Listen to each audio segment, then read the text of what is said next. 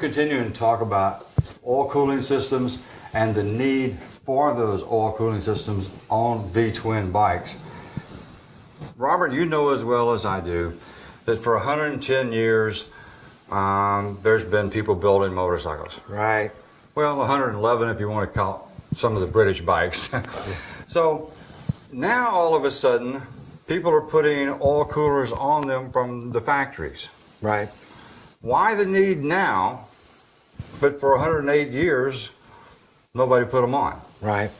It's a good question. The bikers now, the engines have gotten huge. I mean, we're talking 124 cubic inch.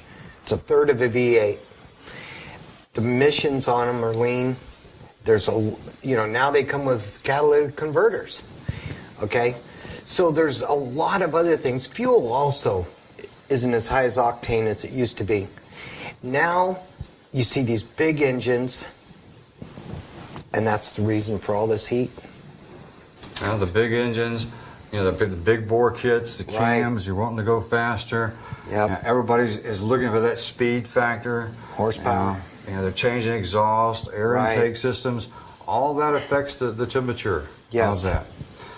Your system has a unique patented design to help lower that. And everybody wants to know, well, how much is it going to lower? Right. Well, ladies and gentlemen, that's going to depend on where you live, where you ride, and how you ride. Now, if you're barreling out of a bar somewhere in South Texas, down around San Antonio, and it's already 110 degrees outside, that's going to be a little bit different if you're leaving Staten Island, New York in January. Okay. Right. Temperatures are going to vary. So how much that oil temperature varies is going to depend on where you live and how you ride. Right. And what kind of modifications you've done to your bike. Exactly. Because you know as well as I do, the most unique thing that everybody finds out there is a virgin Harley Davidson. And by that, for those of you who don't know what we're talking about, that's a Harley Davidson that nothing has been changed on it. Right. Which hardly ever happens. Let's talk about the UltraCool system. What do we have here? And tell us a little bit about your design. Well, what we have here is, what's really unique about this is it's a patented technology. We're using a thermal switch to pick up the temperature at your oil filter to turn on our fans. And what we did was we had the people build us the biggest heat exchanger that they've ever attempted to build. And I told them, hey, I need it. Get working. Okay? So they built this heat exchanger. This is the most efficient way to extract heat from oil. Okay? Then also, we're using not computer fans, as most people will put it. We're using dual 80 millimeter fans that have an IP rating of 155. It means they'll take dust, dirt, rain, debris, leaves, whatever can get pushed through there. In 5 years, I've actually replaced only 2 sets of fans. It's amazing. That's yes, impressive. It is. These are very well-made fans. And it's this unit, by changing our ideas, we've actually got this unit down. It's very compact and very simple, lightweight, but yet sturdy. We also we went to a JIC fitting, and now we're using stainless steel oil lines. Much better quality. Very.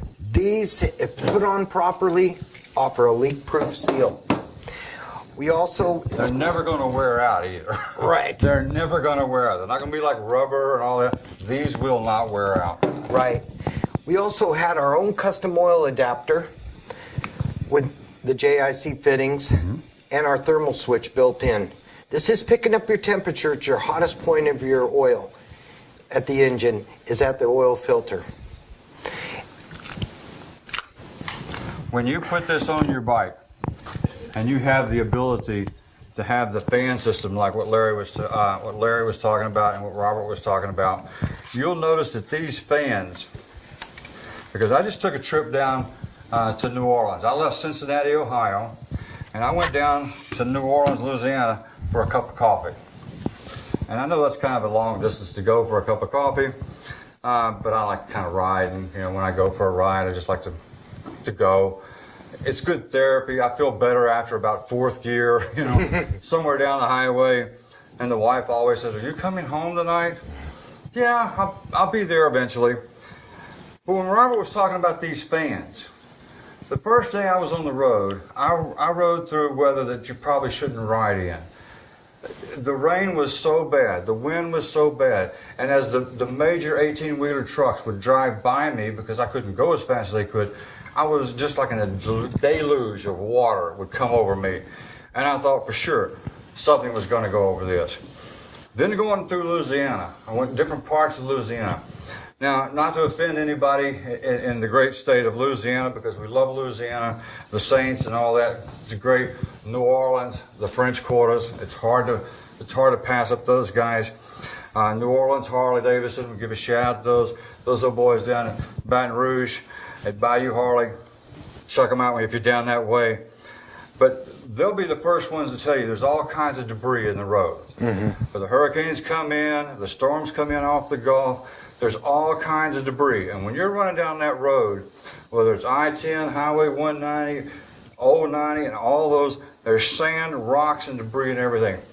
I didn't have anything stop these fans from running. And I was really impressed. Yeah. Because I was trying to get this to break. Right. And I was riding in swampy, cruddy weather that you probably shouldn't ride a motorcycle in. Just to see if this wood unit would go down. It stayed intact, it functioned well. And it really looks cool. And so the name, UltraCool, fits it very, very well. Okay, as we talked about that, we've talked about a little bit about that, we're going to move in better on some of the fittings, the installation, and some of the other bikes that this will fit really cool on.